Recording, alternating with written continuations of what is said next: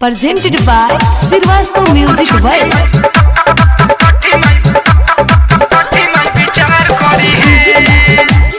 DJ Prince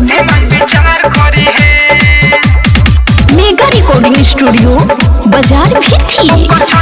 विचार करी है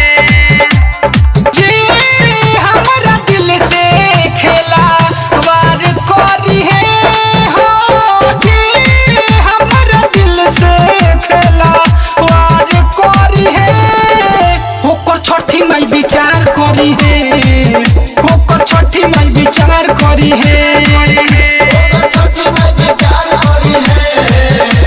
होकर छठी माई विचार करी है हमके छोरी दोसरा से जे प्यार करी है होकर छठी माई विचार करी है होकर छठी माई विचार करी है होकर छठी माई विचार करी है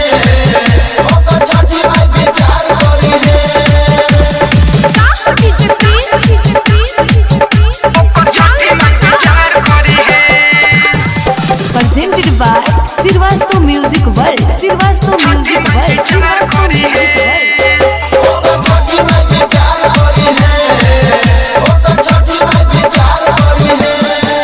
दौड़ा लेके घाट जाइके हम कहब छठी माई से दुख मिलल बा दिल हिलल बा ठीक होला ना दवाई से दौड़ा लेके घाट जाइके हम कहब छठी माई से दुख मिलल बा दिल हिलल बा ठीक होला ना दवाई से जे अपना गलती से न कार करी है जे अपना गलती से न कार करी है ओकर छठी माई विचार करी है ओकर छठी माई विचार करी है छठी माई विचार करी है ओकर छठी माई विचार करी